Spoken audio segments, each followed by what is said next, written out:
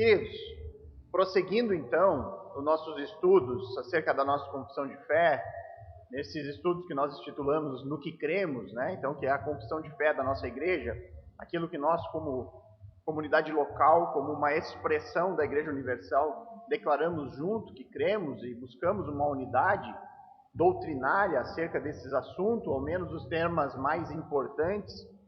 Nós estamos agora no capítulo 7, que trata do propósito da graça e a providência de Deus. Na semana passada, nós tratamos mais acerca da questão da graça. E nós vimos o quanto que entender acerca da graça, ou seja, a ideia de Deus nos salvando por conta de nenhum tipo de merecimento nosso, mas como um favor que Ele nos concede, depende de entendermos o capítulo anterior que tratou sobre a queda. Então, aquilo que nós entendemos que foi o pecado e o estrago que o pecado trouxe a nós entendemos corretamente, então, acerca da necessidade de uma salvação por meio da graça. Por quê? Porque não é pelos nossos esforços ou méritos. Não há como, depois do pecado ter corrompido a humanidade, nós podemos encontrar alguma forma de salvação, senão por meio da graça, senão por meio de Deus se movendo, Deus vindo a nós e providenciando uma maneira de sermos salvos. E isso é por meio do Filho, daquilo que Jesus realizou por nós na cruz do Calvário, o seu sacrifício perfeito que trouxe a nós o perdão. Hoje nós vamos focar mais na questão da providência. Tá? Isso inclui, obviamente, a graça. A salvação pela graça é providência de Deus, mas nós vamos falar também uma questão mais prática da vida de um cristão e também da vida dos ímpios. Como que Deus providencia tudo a nós, ao mundo, às outras pessoas.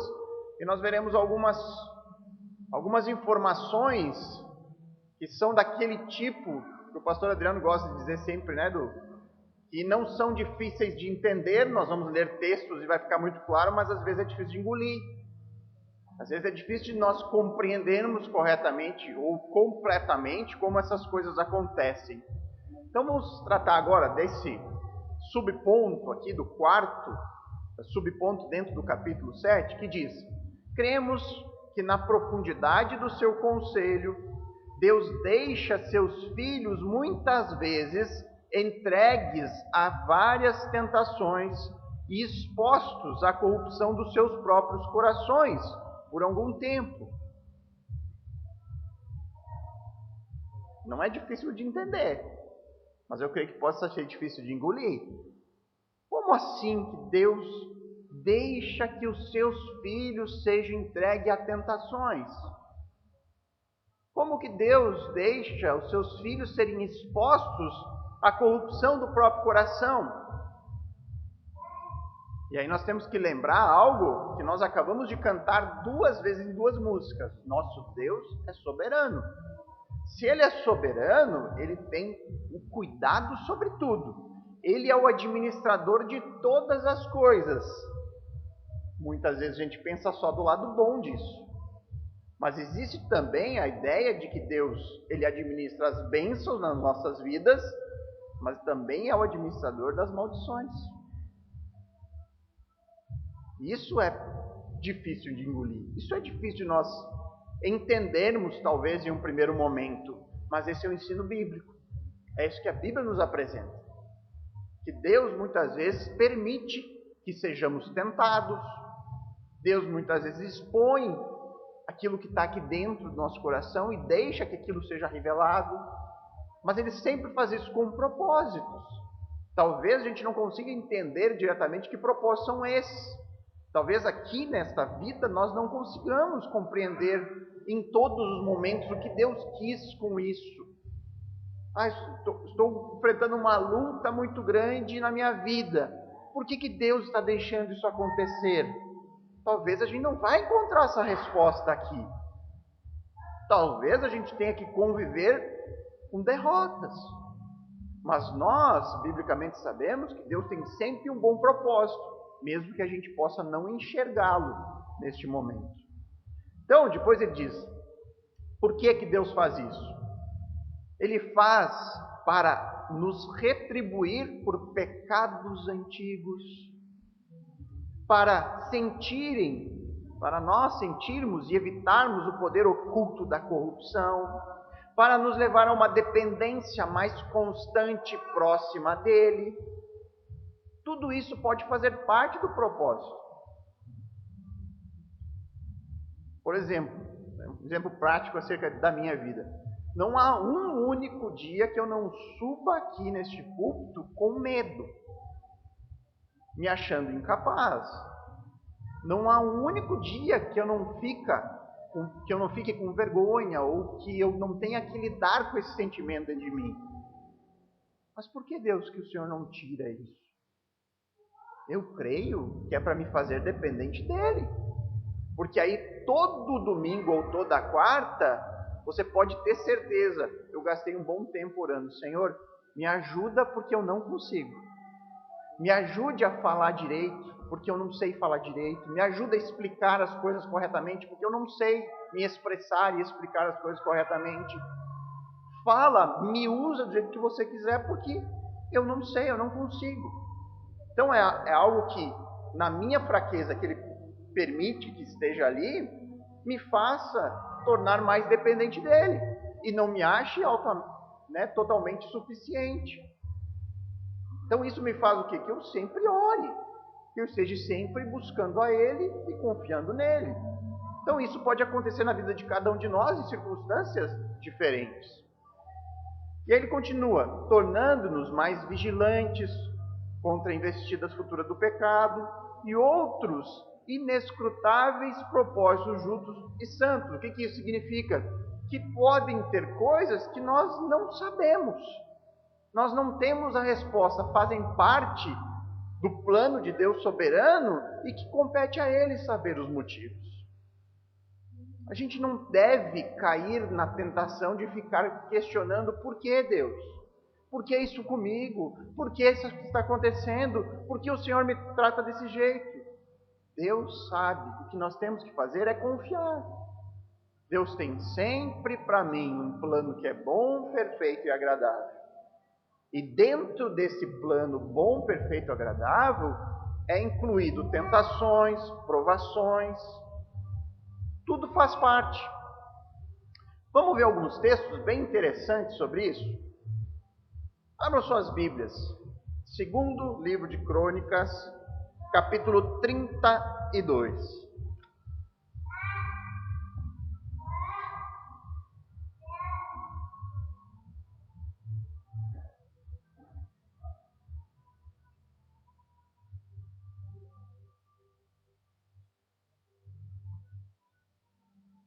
Segundo Crônicas 32, vamos ler os versos 25 e 26 e depois o versículo 31.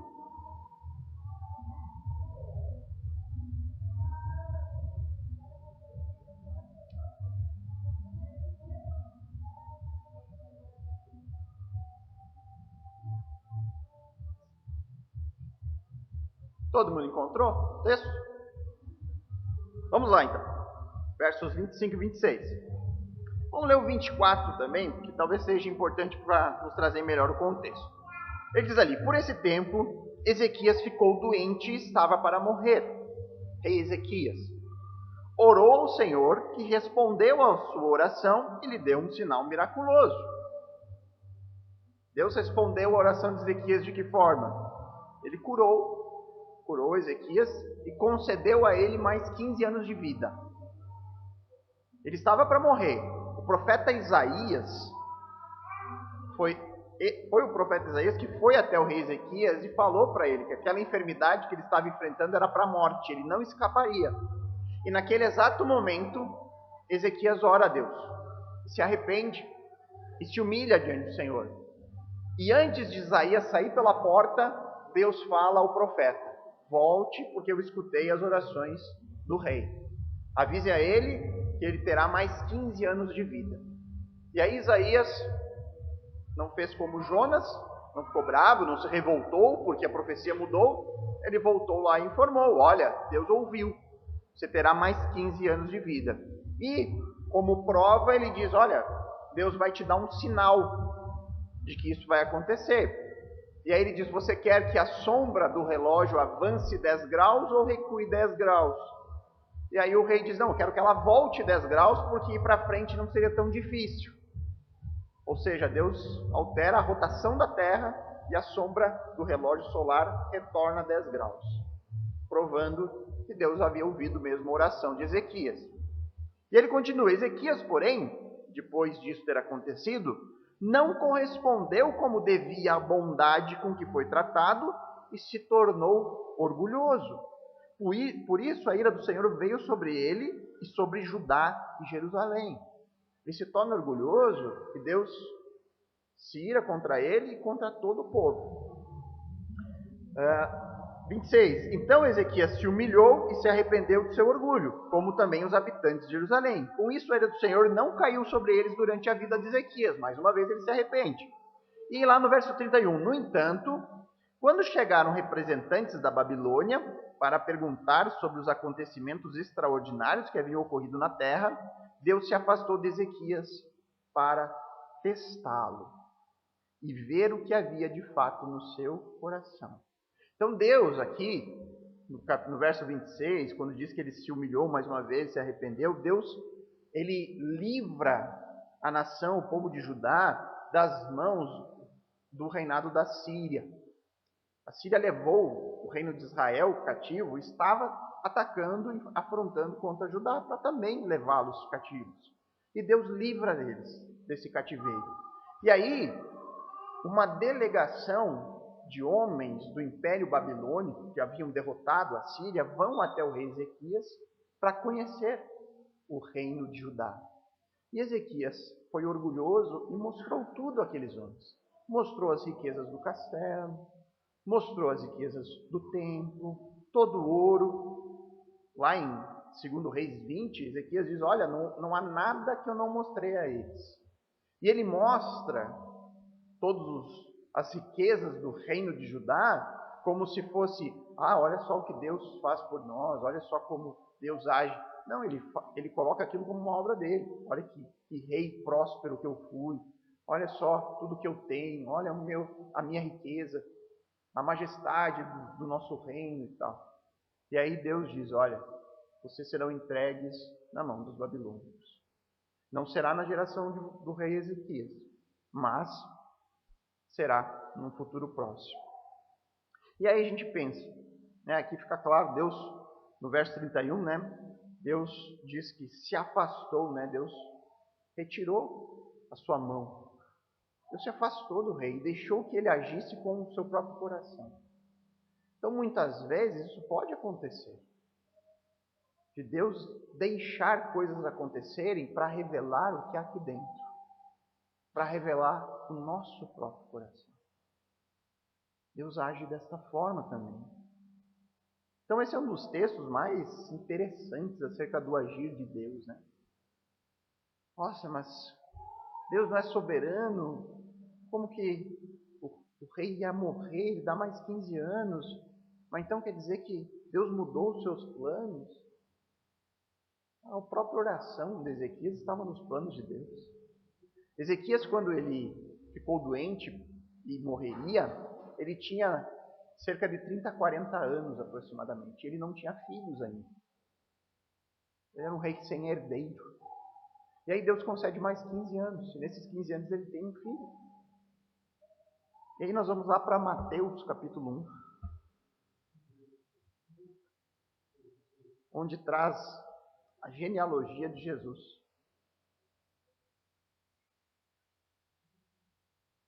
No verso 9, ali no finalzinho, diz que Acás gerou Ezequias. Ezequias gerou Manassés.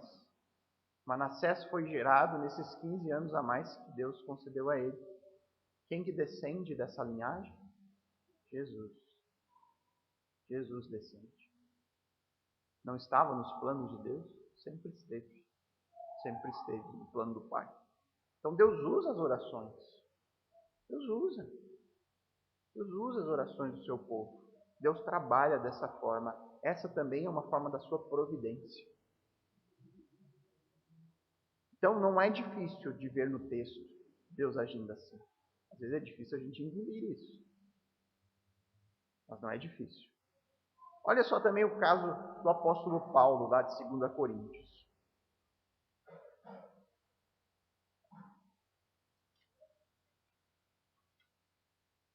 Deus providenciou um silêncio celestial nesse momento para nós. Não sei quanto tempo vai durar, mas graças a Deus por isso.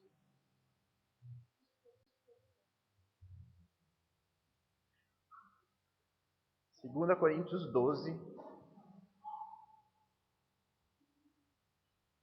versos de 2 a 10.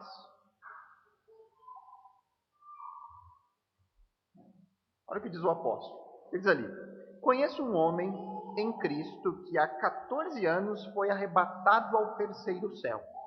Se foi no corpo ou fora do corpo, não sei. Só Deus o sabe. Sim, somente Deus sabe se foi no corpo ou fora do corpo. Mas eu sei que tal homem foi arrebatado ao paraíso e ouviu coisas tão maravilhosas que não podem ser expressas em palavras, coisas que a nenhum homem é permitido relatar. Da experiência deste homem, eu teria razão de me orgulhar, mas não o farei. Na verdade, minha fraqueza são minha única razão de orgulho. Se quisesse me orgulhar, não seria insensato de fazê-lo, pois estaria dizendo a verdade. Mas não o farei, pois não quero que ninguém me dê crédito além do que pode ver em minha vida ou ouvir em minha mensagem, ainda que eu tenha recebido revelações tão maravilhosas. Portanto, para evitar que eu me tornasse arrogante, foi-me dado um espinho na carne, um mensageiro de Satanás, para me atormentar e impedir qualquer arrogância. Em 3 ocasiões, supliquei ao Senhor que o removesse, mas ele disse: minha graça é tudo do que você precisa. Meu poder opera melhor na fraqueza. Portanto, agora fico feliz de me orgulhar de minhas fraquezas, para que o poder de Deus opere por meu intermédio.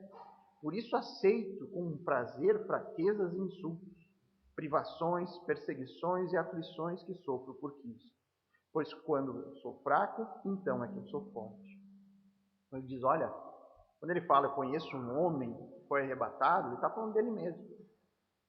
Ele diz que ele teve uma experiência sobrenatural, que ele não sabe nem explicar se aquilo aconteceu no corpo dele ou só em espírito. Ele diz, só Deus sabe, eu não consegui perceber como foi. E essa é uma experiência maravilhosa, que ninguém teve o privilégio a não ser eu.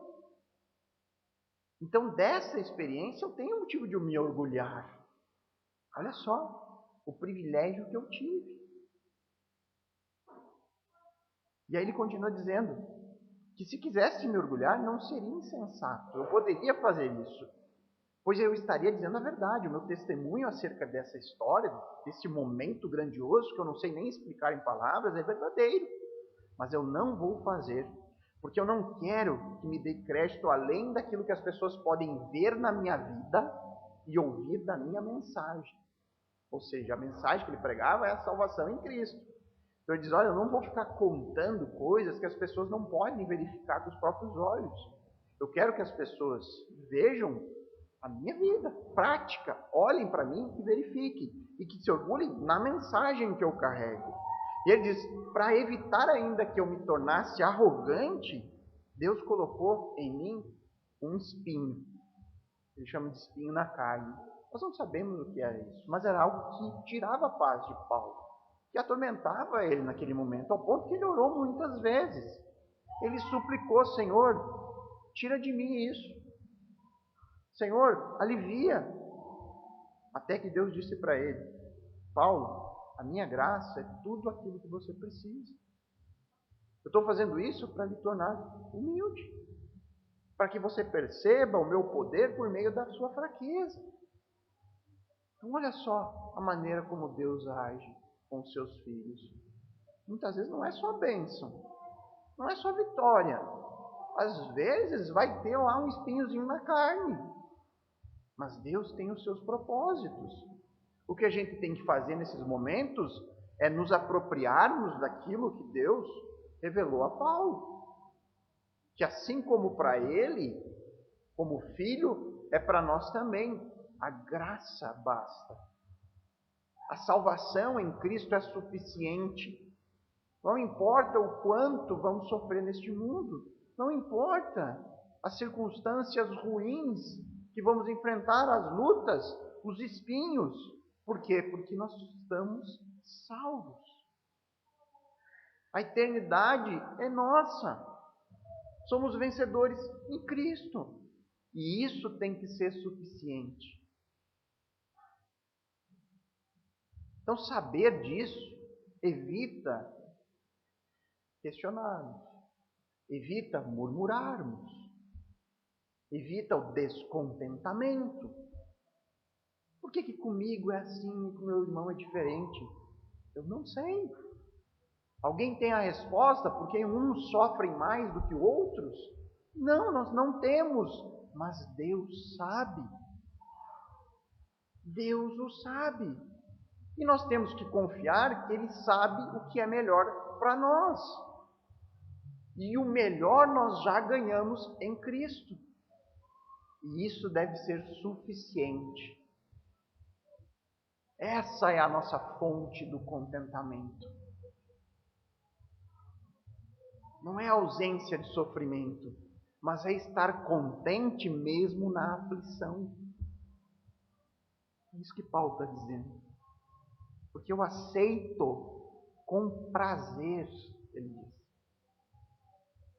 Imagina, irmãos, eu aceito com prazer fraquezas e insultos, privações, perseguições e aflições, quando eu sofro isso por Cristo.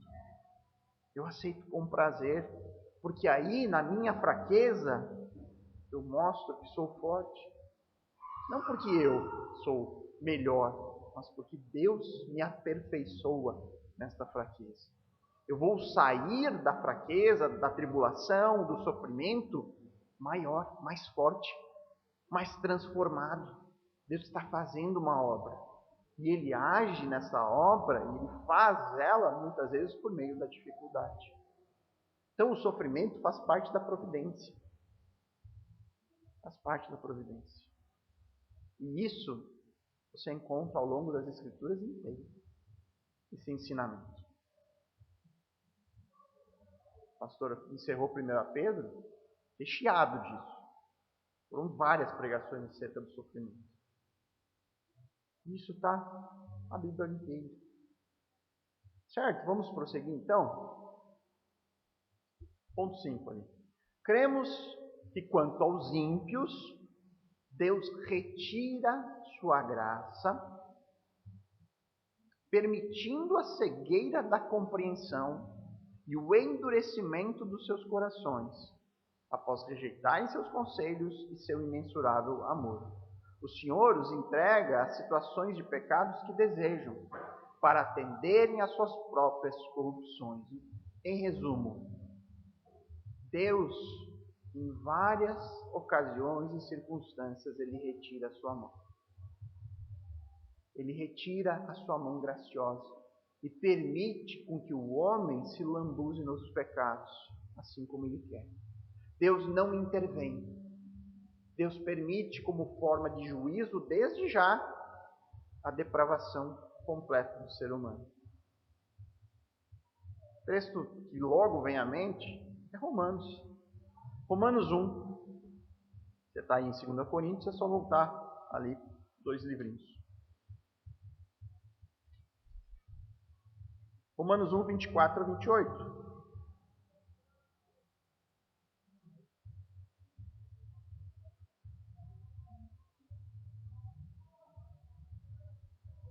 Verso 24, ele começa dizendo, por isso o quê? Por isso que ele já falou anteriormente, né? Que o ser humano, ele, tendo conhecimento de Deus, rejeitou a Deus e ao invés de adorar o Criador, adora a criatura. Ele diz, por isso, porque vocês me rejeitaram, Deus entregou essas pessoas aos desejos pecaminosos do seu coração. Como resultado disso, porque Deus tirou a sua mão, tirou o freio que segurava a maldade humana, eles praticaram entre si coisas desprezíveis e degradantes com o próprio corpo. Trocaram a verdade sobre Deus pela mentira, Deste modo, adoraram e serviram coisas que Deus criou, em lugar do Criador, que é digno de louvor eterno. Amém. Por isso, Deus os entregou. Mais uma vez, ele faz aqui o paralelismo. Está falando a mesma coisa duas vezes. Por isso, Deus os entregou a desejos vergonhosos. E ele dá os exemplos. Até as mulheres trocaram sua forma natural de ter relações sexuais por práticas não naturais. E os homens, em vez de terem relações sexuais normais com mulheres, arderam de desejo uns pelos outros. Homens praticaram atos indecentes com outros homens.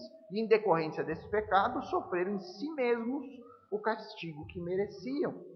Uma vez que consideraram que conhecer a Deus era algo inútil, o próprio Deus se entregou a um inútil modo de pensar, deixando que fizessem coisas que jamais deveriam ser feitas. Claro e cristalino. Já que eles começaram a pensar de maneira degradante, a achar que Deus era algo inútil de se conhecer, Deus entregou então a um inútil modo de pensar. Deus tirou a sua mão e deixou que eles sofressem a punição dos seus pecados no seu próprio corpo desde já. É uma forma de Deus já, neste momento, estabelecer juízo contra aqueles que zombam do Senhor. Outro texto interessante nós vamos encontrar lá em Deuteronômio.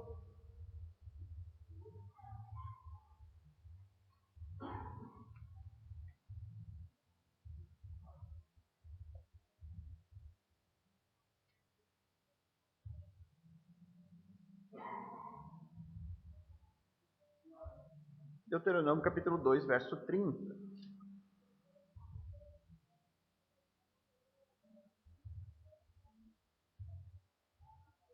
Moisés aqui está relatando um momento da peregrinação do povo que havia sido liberto do cativeiro do Egito no deserto.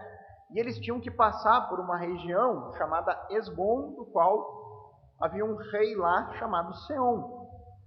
E ali, ao pedir passagem por aquele território, o texto diz: mas Seom, rei de Esbom, não nos permitiu passar. Ou seja, o rei não deixou que o povo passasse pelo seu território. E ele explica o motivo que isso aconteceu. Pois o Senhor, seu Deus, endureceu-lhe o coração e o tornou hostil. Deus entregou aquele rei aos seus próprios desejos. Deus não interviu. Ele não fez como fez, por exemplo, com o rei sírio, o rei medo-persa, que agiu com bondade com o povo de Israel e libertou do cativeiro para que eles pudessem retornar e construir Jerusalém. Deus não agiu como agiu com Nabucodonosor, do qual a própria Bíblia diz o servo do Senhor, que agia com benevolência com o povo de Israel que estava cativeiro na Babilônia.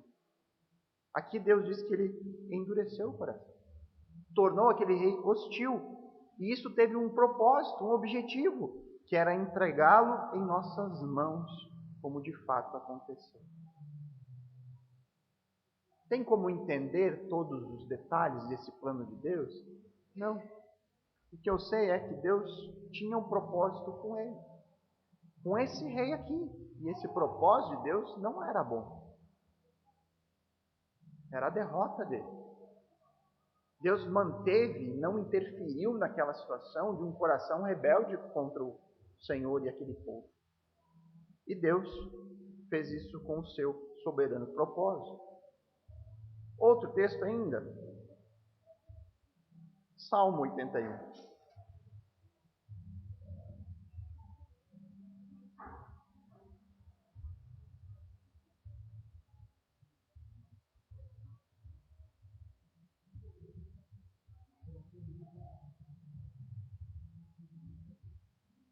Salmo 81, versos 11 e 12. Ele diz: meu povo, falando da nação de Israel, no entanto, não quis ouvir. Israel não me obedeceu. Por isso, porque eles não obedeceram, porque eles não quiseram ouvir, deixei que seguissem os seus desejos teimosos e vivessem de acordo com as suas próprias ideias. Deus deixou.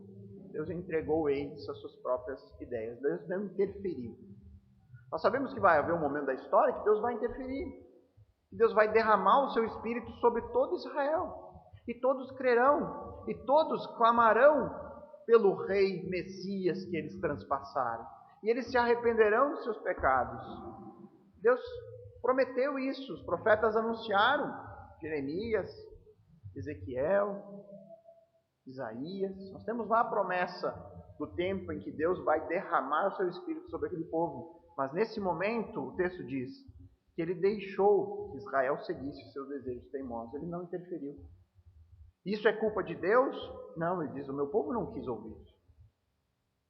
Então você tem aquela velha disputa, né? Que nós não vamos resolver. Soberania de Deus e responsabilidade humana. As duas estão sempre presentes nas Escrituras. Deus não é o autor do mal. Deus não é aquele que faz algo ruim.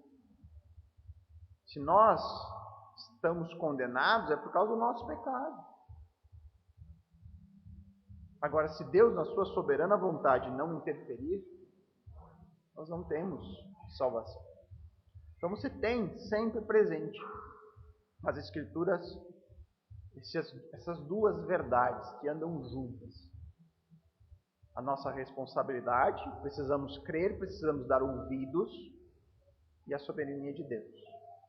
Se nós hoje escutamos, se nós hoje temos um coração temente ao Senhor e que dá ouvido à sua palavra, isso se deve pela graça soberana que atuou sobre nós. Ponto 6.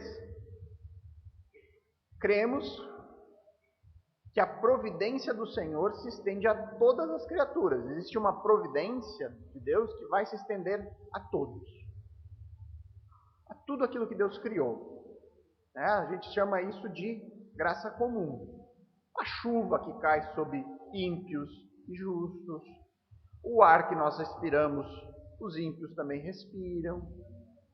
Nós pegamos muitas vezes a vida de pessoas que zombam de Deus e a grande parte da sua existência foram momentos bons, alegres. Isso é providência. Isso é graça comum. Deus permitiu que o ímpio prosperasse. É Deus que permitiu, muitas vezes, o próprio crente passar mais dificuldade. Faz parte da providência.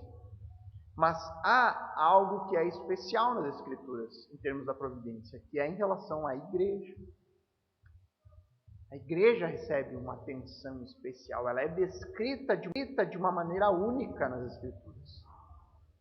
Ela é a noiva, o objeto do amor do nosso Senhor. Vamos ver alguns textos? 1 Timóteo, capítulo 4. Capítulo que vai ser lido esse próximo domingo.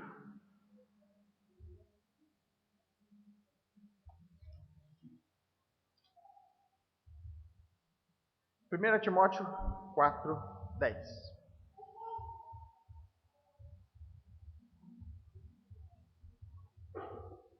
Olha só que curioso esse texto. Ele diz ali: trabalhamos arduamente e continuamos a lutar, porque nossa esperança está no Deus vivo, o Salvador de todos, especialmente dos que creem. Pode parecer que há um dedo de universalismo aqui, né? Como assim o Salvador de todos? Irmãos, o termo grego aqui, que foi traduzido como Salvador, ele também vai aparecer em alguns outros momentos sendo traduzido como o ajudador. Então esse Salvador aqui, ele não tem o sentido salvífico, redentor, mas no sentido de que Deus, ele é o Salvador de todos nos termos da providência. Deus dá a vida a todos. Deus providencia os recursos a todos.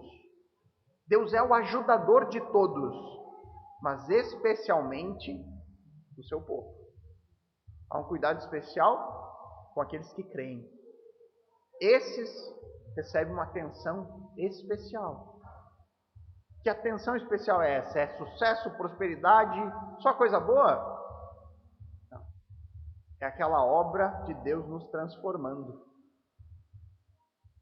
E muitas vezes a transformação vai exigir sofrimento. Vai exigir espinhos na carne. Faz parte da obra. Mas isso os ímpios não desfrutam. essa transformação não ocorre. O ímpio não consegue chegar ao final do ano e avaliar a sua vida e pensar, nossa, olha quanto eu me tornei mais parecido com Cristo. Olha só como Jesus tem me transformado.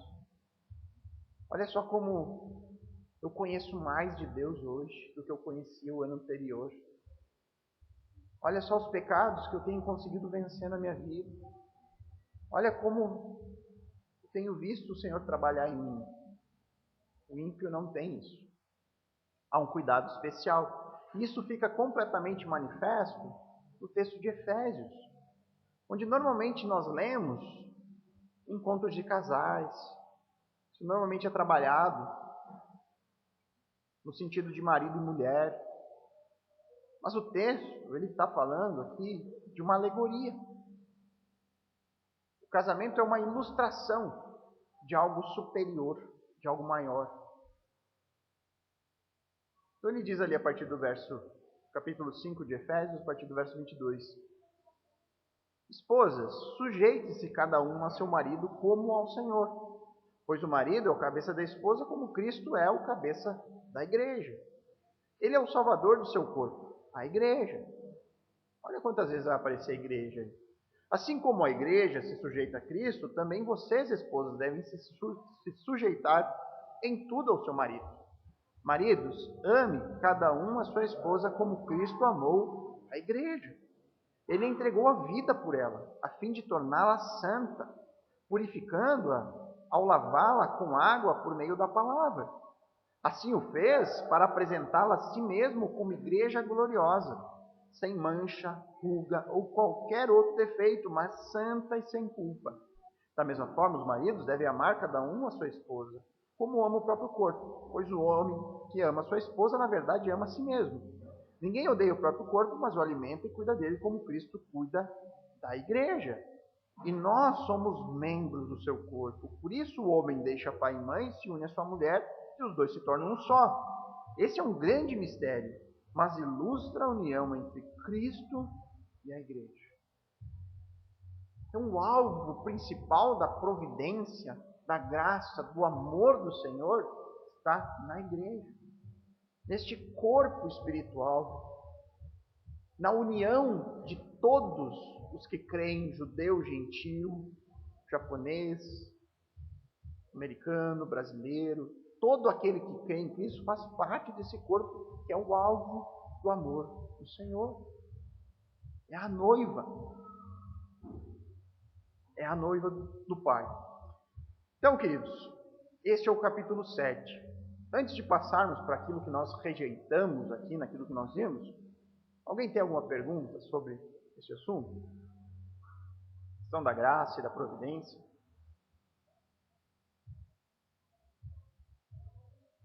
Então vamos ver aqui, na verdade são duas rejeições acerca. Uma, creio que é meio óbvia. Isso nós tratamos na semana anterior, sobre a doutrina da eleição. E nós rejeitamos aquela doutrina que ensina que a eleição ela é determinada pelo conhecimento prévio de Deus daqueles que responderiam positivamente ao Evangelho. Então, a doutrina da eleição em si, dentro do cristianismo ortodoxo, ela é aceita amplamente, ninguém discorda, ninguém questiona. Mas há discussões acerca de como a eleição opera. Nós cremos que a eleição é com base na soberania de Deus, sua livre vontade. Deus elegeu quem Ele bem quis e Ele fez isso na eternidade passada. Temos vários textos que nos apoiam nesse sentido. Agora, há outro grupo de cristãos que diz que Deus elegeu porque Ele conheceu previamente. Ele enxerga o futuro, Ele conhece todo o tempo e Ele viu aqueles que responderiam positivamente à pregação. E Ele escolhe esses que responderam ao longo do tempo. Normalmente isso é feito, irmãos, para tentar fugir de uma percepção equivocada de que se Deus escolhe uns e não outros, pela sua soberana vontade, ele se torna um Deus mau. Como Deus pode escolher um e não escolher o outro? Então isso é injusto. Só que dizer que Deus ele escolhe com base na sua presciência não resolve o problema. Por que não resolve o problema? Porque se Deus ele olha, enxerga aqueles que vão crer e os que não vão crer, e não tem condições de interferir no processo, ele não é Deus. Então Deus está vendo quem vai se perder. Ah, mas eu não posso fazer nada. A partir do momento que você afirma isso, não há mais Deus. Então, um Deus impotente, não é um Deus soberano. Você não pode cantar os cânticos aqui conosco. Nosso Deus é soberano. Não dá. Ah, mas Deus conhece de antemão, ele tem poder, mas ele não faz nada porque ele deixa a liberdade humana intacta. Um Deus que pode fazer algo, mas não faz nada, ele deixa de ser um Deus mau? Você está vendo uma pessoa aqui na frente tentando cometer um suicídio. Você viu que a pessoa vai se jogar na frente de um caminhão. Você tem condição, você está do lado. Você pode interferir. Mas você não faz porque diz, não, vou deixar ela na liberdade dela de se matar. Está certa a sua atitude? Certamente você interferiria. Então, essa solução proposta não resolve o problema. Nós podemos continuar acusando Deus de ser um Deus mau, porque ele pode fazer algo, mas não o faz. Então nós temos que ver aquilo que o texto nos diz. O que o texto nos informa de maneira clara, nós vimos na semana passada alguns textos nesse sentido, que Deus predestinou, Deus escolheu de antemão. Vimos Efésios 1 e 2, tem textos de Apocalipse, do livro da vida, do Cordeiro que foi morto, que foi escrito antes da fundação do mundo. Enfim, antes mesmo de Jacó e Esaú fazer bem ou mal, ele escolheu a Jacó e rejeitou Esaú. Então você tem uma ampla base bíblica que defende essa ideia de um Deus soberano que elegeu de acordo com a sua vontade. E nós vimos que o quanto saber disso nos traz a humildade. Então é aquele negócio, não é difícil de entender, mas é difícil de engolir. Isso mexe diretamente com o nosso orgulho, com a nossa percepção das coisas. E por fim, rejeitamos também qualquer tipo de doutrina que negue a soberania de Deus ou a responsabilidade humana. Nós cremos nas duas verdades andando juntas nas Escrituras. Nós não entendemos como elas se relacionam. Nós não conseguimos compreender completamente como isso funciona, mas nós cremos que na eternidade isso se tornará mais claro. Conseguiríamos compreender isso. Mas são duas verdades bíblicas, amplamente defendidas em vários textos das Escrituras. Ok, queridos? Então encerramos aqui o capítulo 7. Na semana que vem nós vamos para o capítulo 8, que vai tratar sobre os caminhos da salvação. Então vamos ter uma palavra de oração antes de encerrarmos. Bondoso Pai, amado Senhor, mais uma vez nós te agradecemos por estar aqui juntos nessa noite, Deus, para aprender a Tua Palavra. Mais um capítulo doutrinário, mais um capítulo de ensino acerca da confissão de fé da nossa igreja. Nós sabemos que confissões de fé não são inerrantes. Inerrante é apenas a Tua Palavra e nós precisamos lidar com os textos bíblicos e buscar extrair dele, Senhor, tudo aquilo que guia a nossa vida aqui como indivíduos e como comunidade. Que o Senhor nos ajude, Pai, nos guiando na Tua verdade, nos livrando de qualquer erro, Senhor. Que o Senhor nos dê humildade para sempre estar prontos para rever algumas posições que talvez a gente tenha um entendimento equivocado acerca do que a Escritura nos revela. Não deixe que nenhum espírito orgulhoso tome conta de nós. Saber que não somos melhores do que ninguém, mas que nós dependemos de Ti em todas as circunstâncias. O Senhor nos ajude a realmente encontrarmos nessa unidade doutrinária forças para realmente fazer diferença como igreja local na nossa cidade. E que possamos, Pai, em tudo, Deus, buscar em primeiro lugar a Tua honra e a Tua glória. É o que desejamos e oramos em nome de Cristo. Amém.